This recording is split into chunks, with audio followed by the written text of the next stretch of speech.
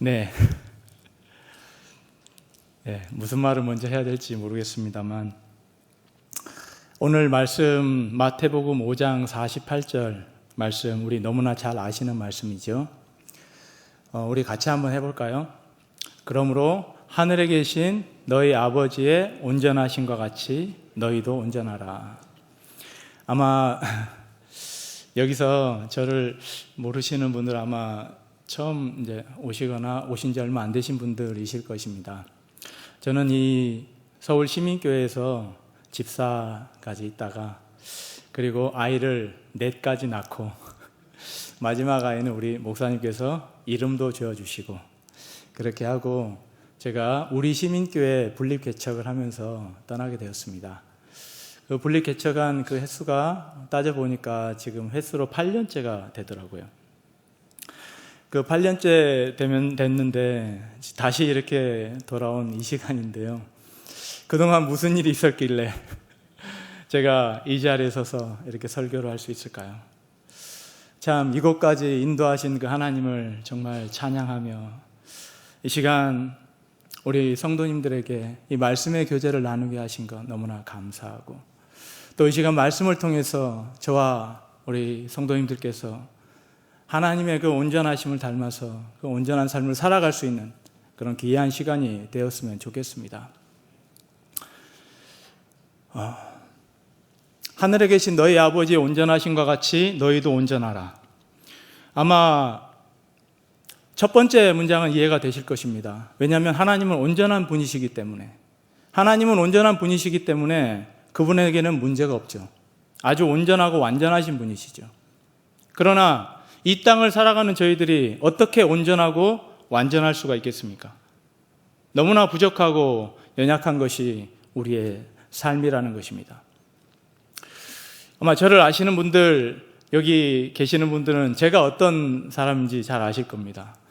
저는 이곳에, 이 교회에 있을 때 제 별명이 뭐였냐면 싸움닭입니다. 항상 제가 있는 곳에는 트러블이 있었어요.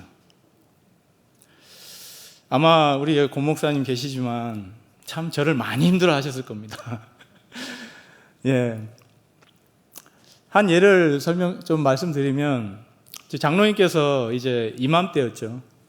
제가 그때 여호수아라고 이제 결혼한 지 한 2, 3년 내에 있는 사람들이 모인 곳인데 장로님께서 저한테 전화 와가지고 크리스마스 트리 좀 하지 않겠나 이렇게 하셨어요. 제가 어떻게 했을까요? 아니, 네 해야 되잖아요. 네. 그게 아니라 저는 못하겠습니다. 야, 그게 저는 두고두고 가슴에 남더라고요. 그러면서 그 다음에 뭔지 왜 그랬는지 모르겠지만 그 무슨 이유인지 모르겠으나 하여튼 저는 못하겠습니다 했어요. 그런데 제가 믿기로는 집사가 되면 어떤 일이든지 우리가 기쁨으로 감당을 해야 되지 않습니까? 그런데 참 제가 그런 사람이었습니다. 너무나 부족하고 너무나 못난 그런 사람이었죠.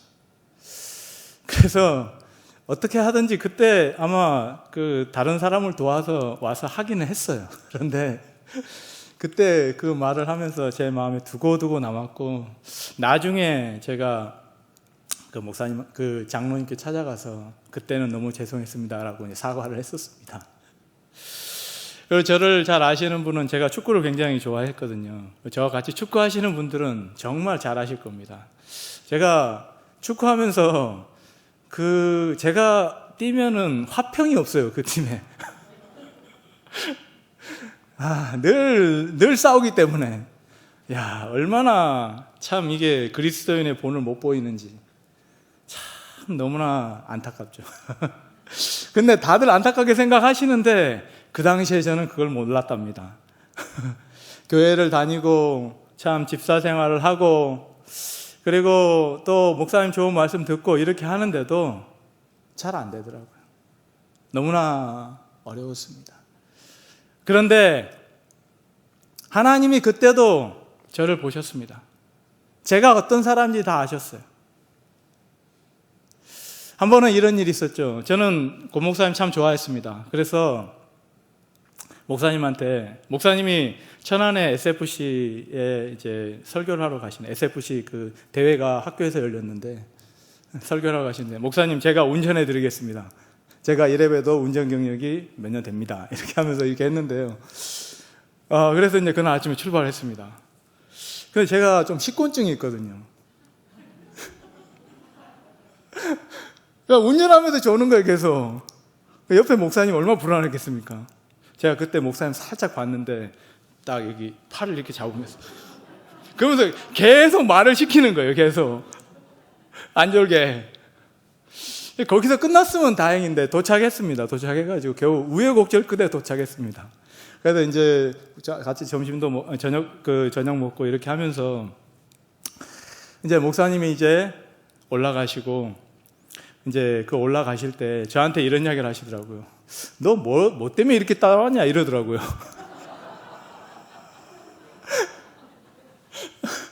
그래서 제가 이 장면 혹시 기억나지 않습니까? 어디서 많이 보신 장면 아닙니까? 우리 엘리사가 따라가잖아요.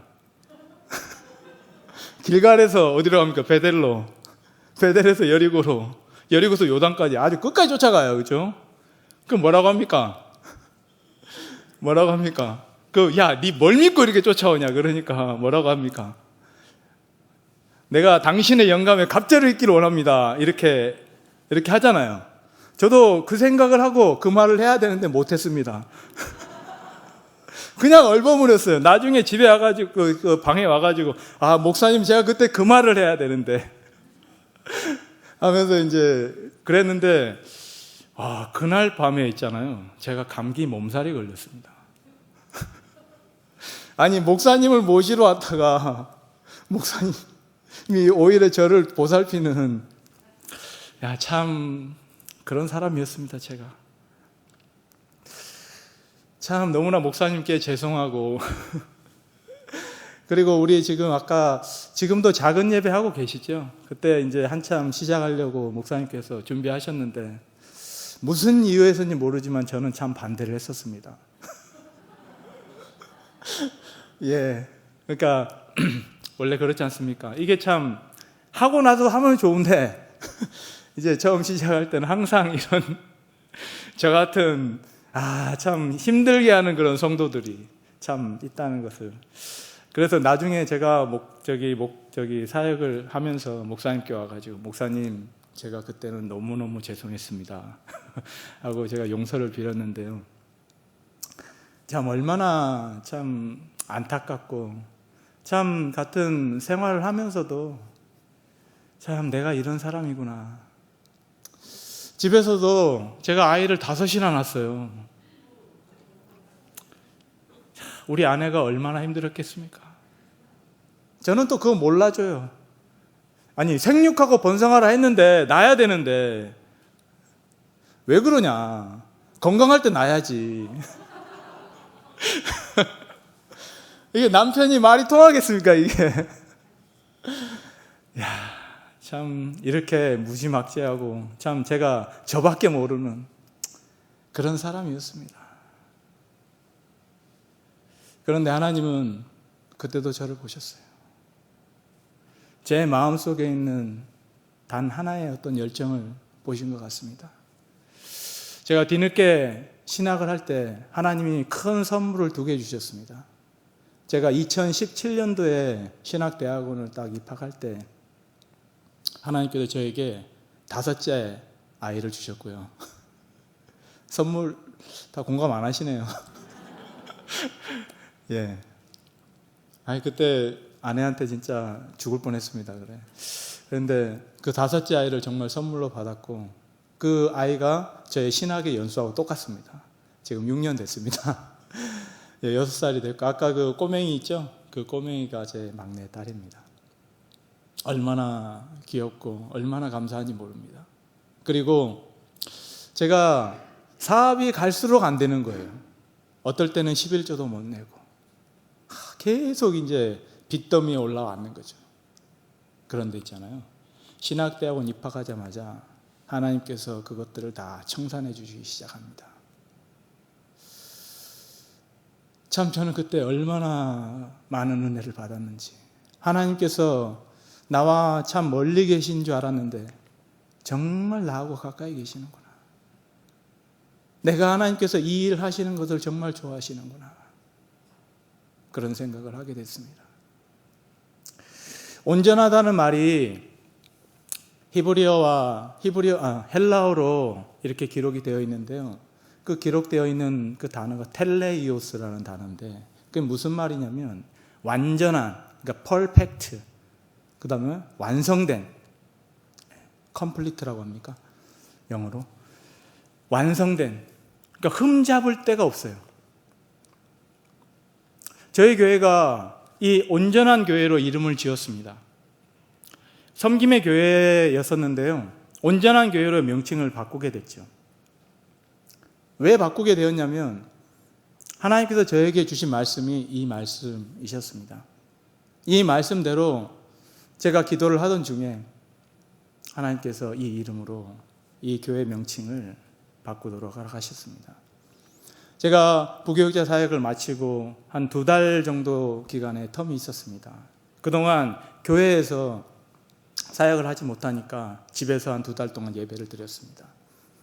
예배를 드리면서 개척교회 준비를 하게 되었는데 하나님께 2가지 부탁을 드렸습니다. 하나님, 사실 오늘날 교회가 돈이 있어야 되고 또 이 지역에 어떤 지역이든지 세우려면은 참 많은 주위의 도움이 필요한데 아무것도 없는 제가 하나님 교회를 세우겠다고 하는 그 일념 하나에 하나님 신학대학원을 갔고 그리고 이제 목사가 되었는데 어떻게 교회를 세울 수가 있겠습니까? 오늘날 세상 기준으로서는 절대 교회를 세울 수 없는 그런 여건을 다 갖춘 저인데 하나님 어떻게 세워주시겠습니까?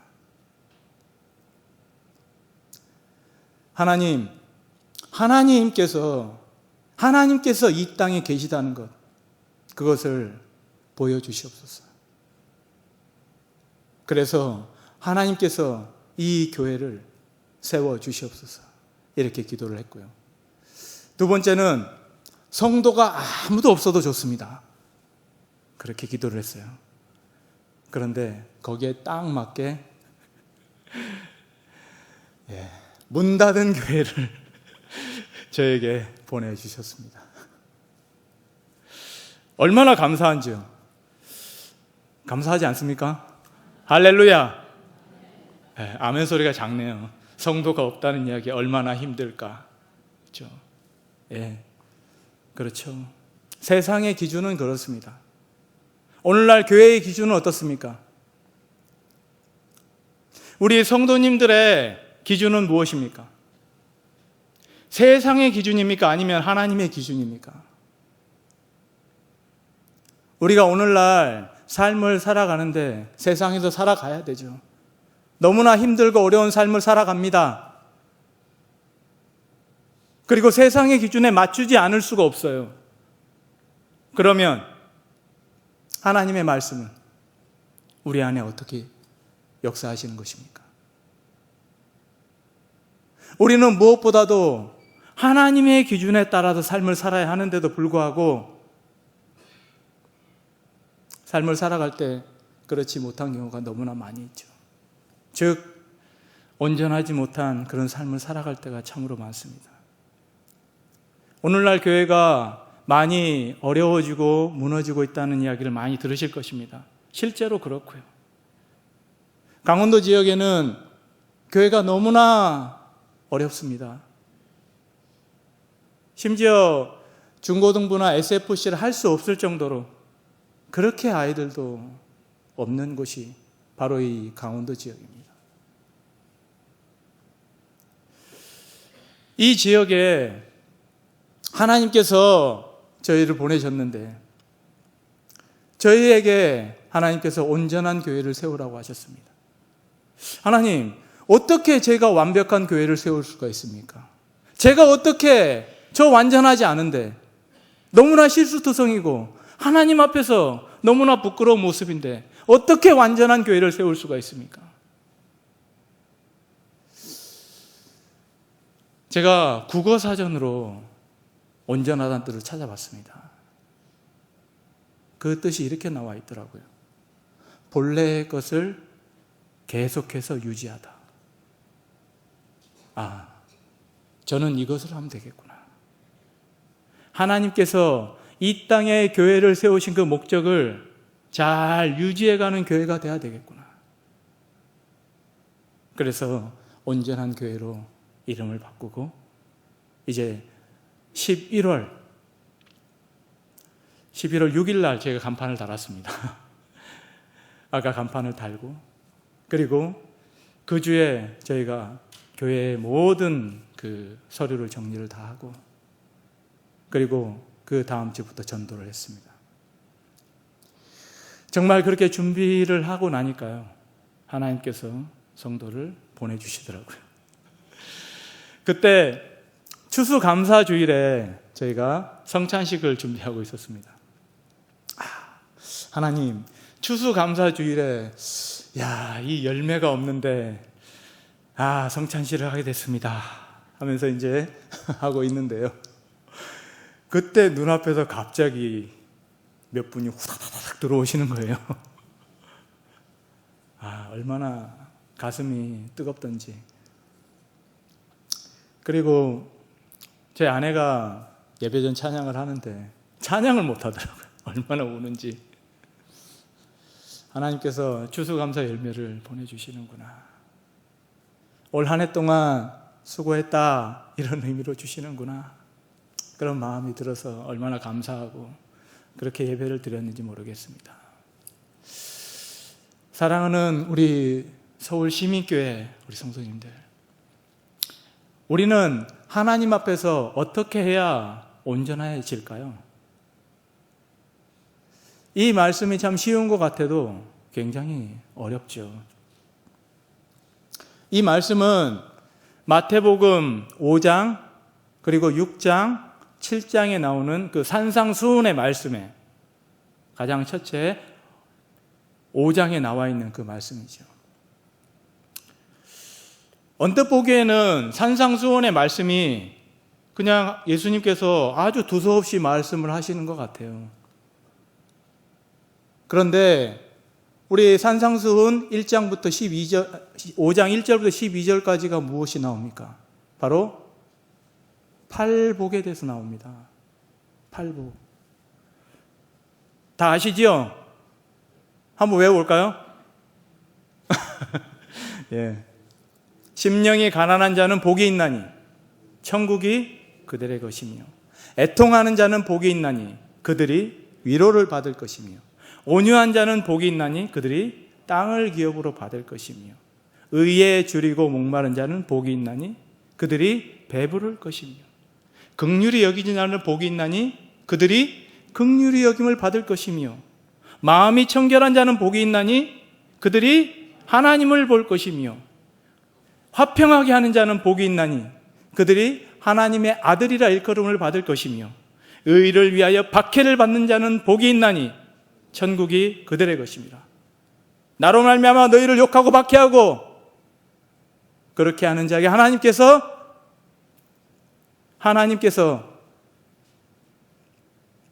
함께 하신다고 하셨습니다. 이럴 때 이 말씀을 하시고는 그 이에 이런 이야기를 하십니다. 내가 율법이나 선지자를 폐하러 온 줄로 생각하지 말라. 내가 율법이나 선지자를 폐하러 온 줄로 생각하지 말아라.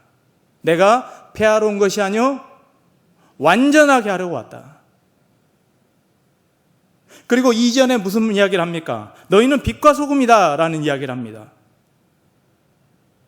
하나님께서 그 팔복의 이야기를 하시고 빛과 소금이 될 교회를 이야기를 하십니다.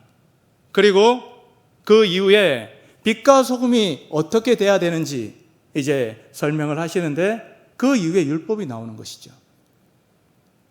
그래서 17절부터는 예수님께서 그 율법을 폐하러 오지 않았고 오히려 완성하러 왔다, 이런 이야기를 합니다. 그러면서 어떤 이야기를 하십니까?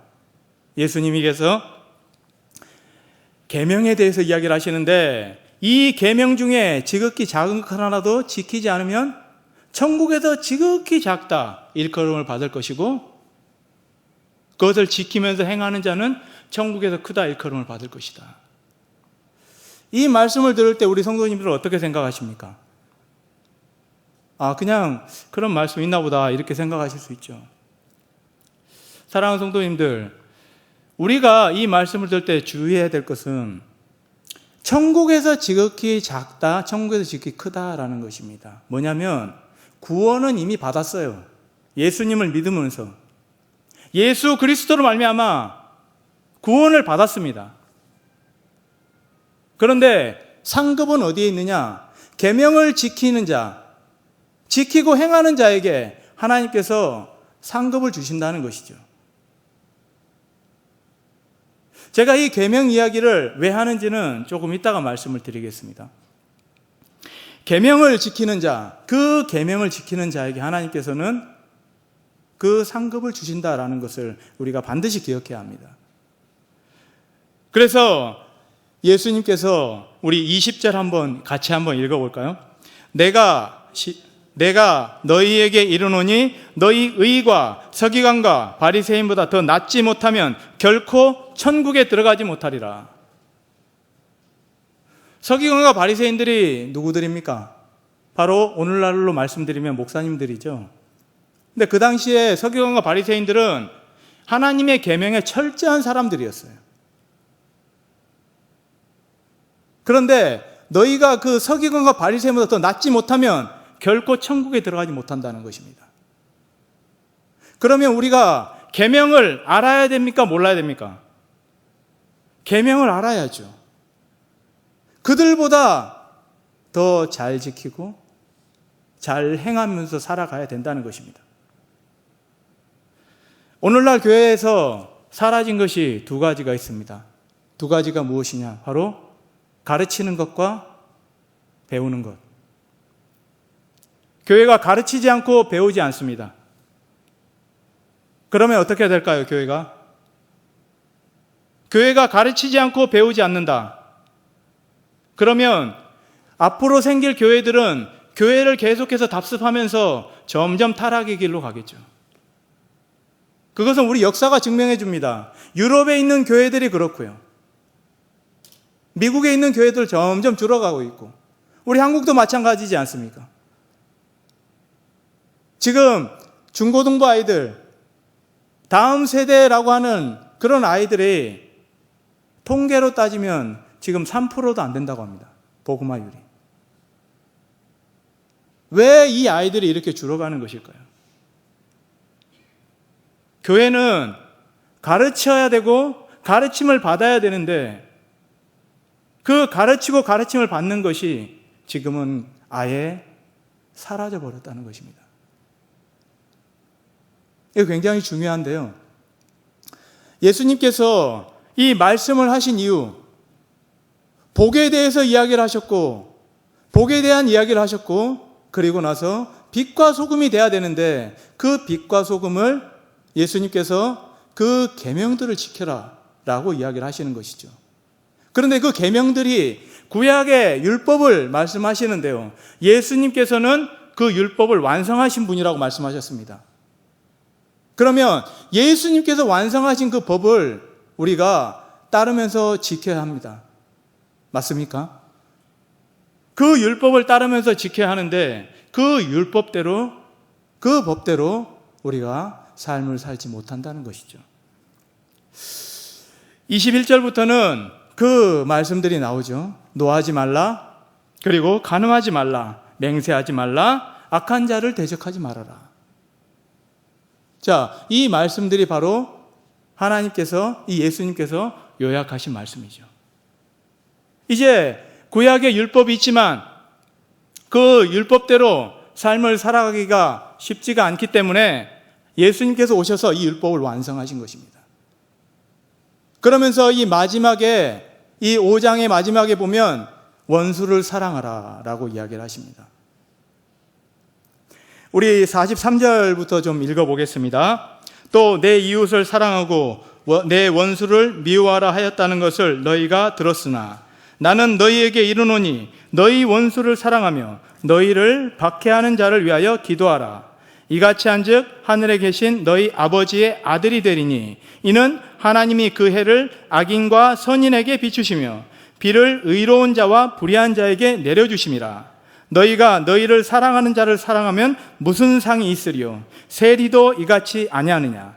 또 너희가 너희 형제에게만 무난하면 남보다 더하는 것이 무엇이냐? 이방인들도 이같이 아니하느냐? 그러므로 하늘에 계신 너희 아버지의 온전하신 것 같이 너희도 온전하라. 이렇게 이야기를 하고 계시죠. 예수님께서는 바리새인들보다 또 유대인의 지도자들보다 더 높은 의를 우리에게 요구하십니다. 그런데 어떻게 우리가 구약의 율법을 잘 지킬 수가 있습니까?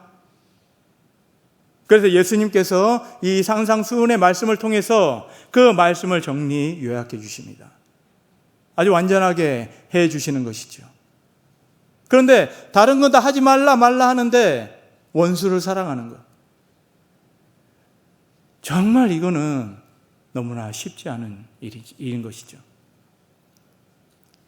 그래서 이 일을 감당할 때 하나님께서 너희 아버지의 온전하신 것 같이 온전한 그런 삶을 살아갈 수 있다. 이렇게 이야기를 하십니다. 네, 사랑하는 성도님들, 이 온전한 삶, 우리가 온전한 삶을 살아가는 것은 이 계명들을 지켜가는 것인데 예수님께서 우리에게 남긴 그 세 가지 계명이 있습니다. 그것이 무엇입니까? 바로 하나님을 사랑하는 것. 첫째가는 계명이죠, 그렇죠? 두 번째는 내 이웃을 내 몸과 같이 사랑하는 것. 한 가지는 뭡니까? 한 가지는 뭡니까?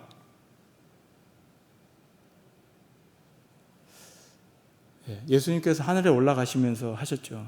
마태복음 28장 18절에서 20절.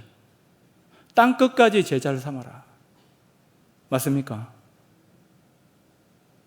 우리는 우리의 삶이 다하는 날까지 이 세 가지 계명을 지키면서 살아가야 된다는 것입니다.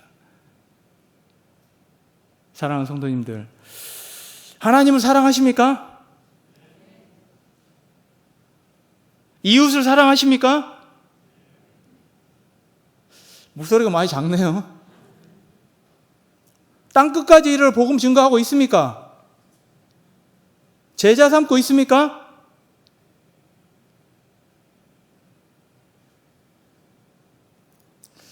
그러면 우리는 하나님 앞에 가서 무슨 이야기를 할 수 있을까요? 제가 여기 그 당시 오남전도회가 바울이었습니다. 바울회였는데요. 바울회하고 여호수아 때 이런 이야기를 했었죠. 야, 우리 정말 저 춘천이나 강원도 가가지고 교회 하나 세우자. 그런 이야기를 한번 했었어요. 근데 아무도 동조를 안 하시더라고요. 하나님께서 제가 기도를 하면서 이런 생각이 들었습니다. 하나님, 오늘날 교회에 소망이 없는데 하나님, 교회를 통해서 무엇을 얻고자 하시는 것입니까? 하나님, 오늘날 교회를 통해서 교회가 믿음도 없고 사랑도 없고 소망도 없고 사랑도 없는데 그런 교회로 바뀌어가는데 오늘날 무엇 때문에 교회에 소망을 두십니까? 그때 그런 이야기 하시더라고요. 너 있잖아, 너 누가 키웠어? 저는 아무 말도 할 수 없었습니다. 제가 신대원 가면서 목사님과 우리 시민교회 오 목사님과 이야기를 하면서 앞으로는 이 교회는 다시는 못 오겠구나, 그런 참 가슴 아픈 마음을 가졌습니다. 참 우리 아이들 친구들도 있고 또 우리 시민교회도 이제 가만히 있으면은 신앙생활 잘 할 수 있겠죠. 그러나 신대원을 들어가면서 교회를 돌아보게 되었습니다. 교회를 빠른 시간에 한 6, 7곳을 돌아보게 되었는데요. 가는 곳마다 참 제가 들었던 마음은 너무나 안타까운 마음이 많이 들었습니다. 그 중에 가장 좋았던 건 뭐냐면 그래도 우리 시민교회나 서울 시민교회가 건강한 신앙생활을 하고 있구나. 성도님들, 그들만의 리그라고 아십니까? 교회가 그들만의 리그를 합니다. 찾아오는 사람 배척하고 찾아온 사람 못 오게 만들고 그런 일들이 허다하게 벌어지는 곳이 교회입니다. 우리끼리만 신앙 가지면 되지. 이렇게 했을 때 과연 하나님은 피눈물을 흘리지 않을까요?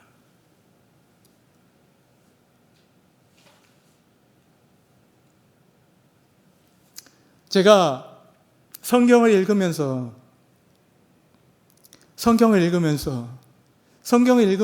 하나님의 심정을 조금 이해하게 됐어요. 우리의 인생이 정말 너무나 짧고 해야 될 일은 많은데 우리가 무엇을 하면서 살아가야 될까? 우리가 무엇을 하면서 살아가야 될까? 먼저 그의 나라와 의를 구하라. 그래야만 하나님께서 이 모든 것을 주시겠다고 하셨는데 오늘날 교회는 이 모든 것을 위해 헌신하고 있죠. 먼저 그의 나라와 의는 온데간데 없고 그런 삶을 살아가고 있습니다. 너무나 안타깝죠. 그래, 이왕 저는 아무것도 없고 뭐 없는 거, 사실 서울 시민교회에서도 저는 짐덩어리 돌덩어리였어요. 뭐 11조도 못 내고 뭐 집사인데 정말 맨날 그런 생활하고 있고 짐덩어리 돌덩어리죠. 우리 시민교회 개척하러 가는데 몰라요. 좋아하시는 분도 있었는지. 그런데 우리 시민교회 가서도 뭐 그게 어디 가겠습니까? 그런데 제가 신대원을 가면서 하나님께서 그렇게 놀라운 일들을 해나가십니다.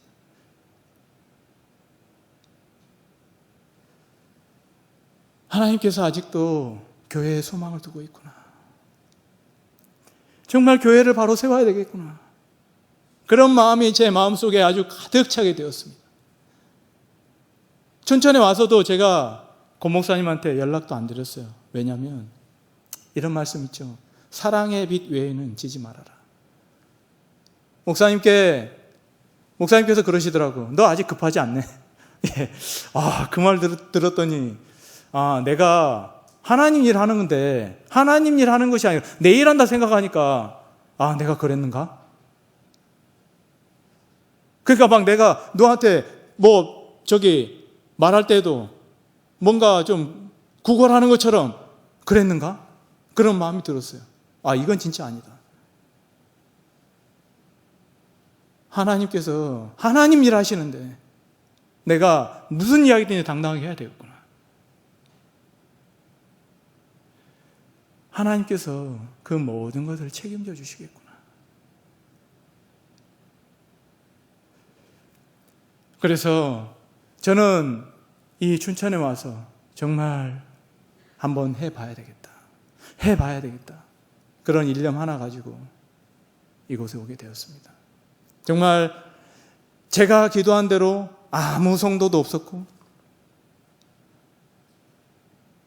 제가 이제 마음껏 하나님 일을 할 수 있도록 그렇게 여건을 만들어 주셨어요. 그래서 저는 지금 그 길로 달려가고 있습니다. 사랑하는 우리 서울시민교회 성도님들, 우리가 앞으로 살면 얼마나 사시겠습니까? 우리는 어떤 선택을 해야 될까요? 하나님을 사랑하게 되면 사람들을 사랑하게 돼 있고요. 사람들을 사랑하게 되면 하나님의 복음을 증거하는 것입니다. 하나님의 복음을 증거하는 그 삶을 우리가 살다 가야 되지 않겠습니까? 온전한 교회는 그런 교회를 세우고자 합니다. 그래서 우리 저녁마다 저희 아이들과 성경 강좌를 합니다. 창세기부터 계시록까지 읽고 제가 설명하고 그렇게 성경 강좌를 진행하고 있습니다. 왜냐하면 이 아이들을 말씀으로 키워야 되는데 우리의 생각에는 뭔가 재미를 주고 뭔가를 해주고 그런 거 다 부질없더라고요. 그냥 하나님 말씀 읽어주면 됩니다. 그리고 하나님 말씀대로 말씀을 이 아이들의 정말 심는 작업.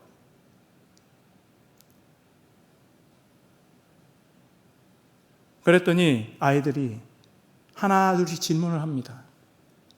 처음에는 힘들고 어려웠다가 질문을 합니다. 그 질문들이 굉장히 심오한 질문들을 해요.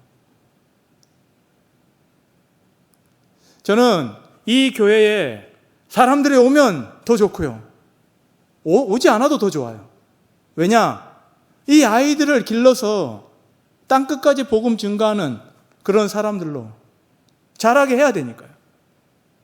그게 교회에 주어진 사명이죠.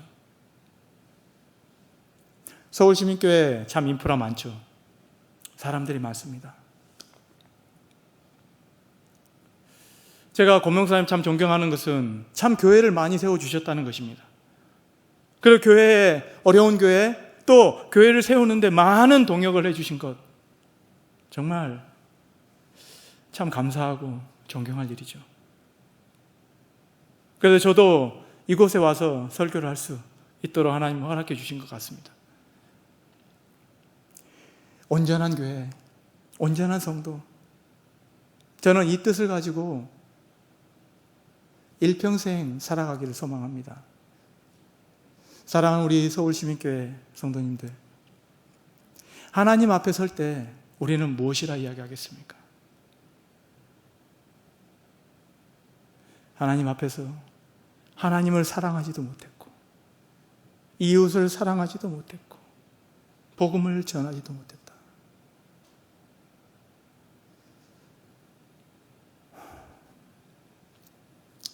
그래서 사실 정말 이 세 가지 쉽지 않습니다. 그렇기 때문에 교회가 점점 사람들이 중심이 돼서 사람 중심의 예배가 되고 사람 중심의 교회가 됩니다. 그런데 예배란 하나님 중심이 돼야 되잖아요. 그렇죠? 우리의 연약함, 우리의 부족함 늘 고하면서 하나님 용서해 주십시오. 이 모든 것을 해결할 수 있는 것은 바로 그 주님의 계명을 지키는 것입니다. 우리는 스스로 온전해질 수가 없어요. 아무리 해도 우리는 부족하고 연약하고 죄인일 수밖에 없습니다. 그런데 우리가 하나님 일을 하면 하나님이 손 잡아주시는 거예요. 우리 모두가 교회를 세우는 일에 동참하고 이 땅에 복음을 증거하는 일에 동참해야 이 교회도 살고 더 나아가 이 땅에 복음화율이 계속 떨어지는 가정 가운데 있습니다. 하나님께서 우리가 그냥 하나님 앞에 예배 드리는 거 이런 거 좋아하실까요? 하나님이 예배하는 자 찾으신다고 했죠. 하나님은 더 큰 고민과 정말 저 믿지 않는 사람들에게 어떻게 복음을 증거할까? 그게 늘 고민인데 우리의 고민은 무엇입니까?